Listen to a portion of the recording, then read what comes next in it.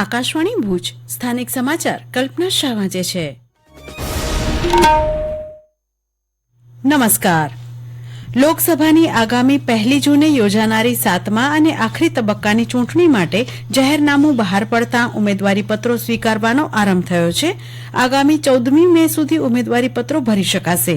7મા તબક્કામાં લોકસભાની 7 રાજ્યો અને 1 કેન્દ્રશાસિત પ્રદેશની કુલ 57 બેઠકો માટે મતદાન થશે, જેમાં ઉત્તર પ્રદેશ અને પંજાબની 13, પશ્ચિમ બંગાળની 9, બિહારની 8, ઓડિશાની 6, હિમાચલ પ્રદેશની 4, ઝારખંડની 3 અને કેન્દ્રશાસિત પ્રદેશ ચંડીગઢની 1 બેઠકનો સમાવેશ થાય છે. લોકસભા ચૂંટણીના 4થા તબક્કા માટે પ્રચાર અભિયાન તેજ બન્યું છે. વિવિધ પાર્ટીઓના નેતાઓએ પ્રજાને રીઝવવાના પ્રયાસો તેજ કર્યા છે. આ તબક્કામાં 10 રાજ્યો અને કેન્દ્રશાસિત પ્રદેશની મળીને કુલ 96 બેઠકો માટે મતદાન થશે, જેમાં આંધ્રપ્રદેશની 25, તેલંગાણાની 17 બેઠકો ઉપરાંત ઉત્તર પ્રદેશની 13, મહારાષ્ટ્રની 11, પશ્ચિમ બંગાળની 8, મધ્યપ્રદેશની 8, બિહાર અને ઝારખંડની 5, ઓડિશાની 4 તેમજ જમ્મુ અને કાશ્મીરની 1 બેઠક માટે મતદાન થશે. ભાજપના વરિષ્ઠ નેતા અને પ્રધાનમંત્રી નરેન્દ્ર મોદી આંધ્રપ્રદેશ અને તેલંગાણામાં ચૂંટણી પ્રચાર કરી રહ્યા છે.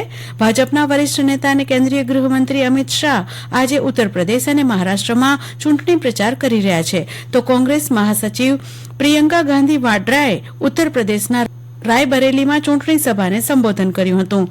પ્રિયંકા ગાંધી વાડ્રાએ અહીં રોજગાર અને મહિલા અનામતના મુદ્દા પર સરકાર પર પ્રહાર કર્યા હતા.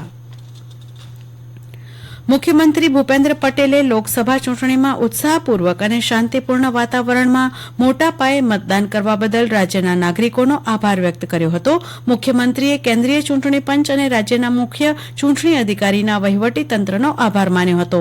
તેમણે ચૂંટણી પ્રક્રિયા સાથે સંકળાયેલા રાજ્ય સરકારના સંબંધિત વિભાગો, પોલીસ તંત્ર, કેન્દ્રીય અર્ધલશ્કરી દળો સહિતના ફરજ પરના સૌ અધિકારીઓ કર્મચારીઓની ફરજ નિષ્ઠાની પણ પ્રશંસા કરી હતી. શ્રી પટેલે લોકશાહીના આ ચૂંટણી મહાપર્વને ઉમંગપૂર્વક તરીકે બનાવવા બદલ સમગ્ર રાજ્યની જનતા જનાર્દનને અભિનંદન પાઠવ્યા હતા. રાજ્યભરમાં ગઈકાલે યોજાયેલી લોકસભાની 25 બેઠકો અને વિધાનસભાની 5 બેઠકોની પેટા ચૂંટણીના ઉમેદવારોનું રાજકીય ભાવિ ઈવીએમમાં સીલ થઈ ગયું છે. મોટાભાગના ઈવીએમ બેઠક દીઠ તેના મુખ્ય મથક ખાતે પહોંચી ગયા છે. આ તમામ ઈવીએમને જે તે બેઠકની તૈયાર કરાયેલ સ્ટ્રોંગ રૂમમાં સીલ કરી દેવાયા છે. 24 કલાક સીસીટીવી કેમેરાની દેખરેખ હેઠળ આ તમામ ઈવીએમ સુરક્ષિત કરી દેવાયા છે.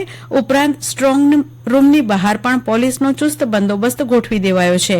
હવે આ ઈવીએમ 4 જૂનના રોજ યોજાનારી મતગણતરીના દિવસે જ ખોલવામાં આવશે. ત્યારે જિલ્લામાં પણ શાંતિપૂર્ણ માહોલમાં મતદાન પ્રક્રિયા સંપન્ન થયા બાદ સીલ થયેલ ઈવીએમ 27 દિવસ સુધી ભુજની ઇજનેરી કોલેજના સ્ટ્રોંગ રૂમમાં સીલ રહેશે. આજે રેડક્રોસ દિવસ છે. ઇન્ડિયન રેડક્રોસ સોસાયટીની ગુજરાત રાજ્ય શાખાના પ્રમુખ અને ગુજરાતના રાજ્યપાલ આચાર્ય દેવવ્રતે આ અવસરે રેડક્રોસના માનવીય મિશનને સમર્થન અને સહયોગ આપવાની અપીલ કરી છે. તેમણે કહ્યું હતું કે આ વર્ષ માનવતાને જીવંત રાખીએ ના વિષય સાથે ઉજવાઈ રહ્યું છે. રક્તદાન અને નેત્રદાનમાં દેશમાં પ્રથમ ગુજરાત રેડક્રોસ વર્ષે 2 લાખથી વધારે યુનિટ રક્ત એકત્ર કરીને જરૂરિયાતમંદ લોકોને આપે છે.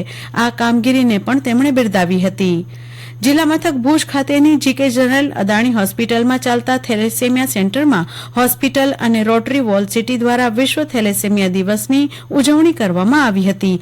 જે અંતર્ગત સેન્ટરમાં દાખલ થયેલા બાળકોને પ્રિય એવા રમકડાઓ વગેરે ગોઠવી બાળકો સાથે ગોષ્ઠી કરવામાં આવી હતી. અત્રે જણાવીએ કે દરરોજ સરેરાશ 10 થી 15 બાળકોને અહીં સારવાર આપવામાં આવી રહી છે. રાજ્યમાં ગરમીનો પારો સતત ઊંચો જઈ રહ્યો છે. દરમિયાન હવામાન વિભાગે આગામી દિવસોમાં કચ્છ અને સૌરાષ્ટ્રના કેટલાક ભાગોમાં ગરમીનું મોજું ફરી વળવાની શક્યતા વ્યક્ત કરી છે. આજે અમદાવાદ, સુરેન્દ્રનગર તેમજ ભુજમાં મહત્તમ ઉષ્ણતામાન 43 ડિગ્રી સેલ્સિયસ નોંધાયું હતું. ઉપરાંત રાજકોટમાં મહત્તમ 42 ડિગ્રી સેલ્સિયસ ઉષ્ણતામાન નોંધાયું હતું. અને આ સાથે સ્થાનિક સમાચાર પૂરા થયા. નમસ્કાર.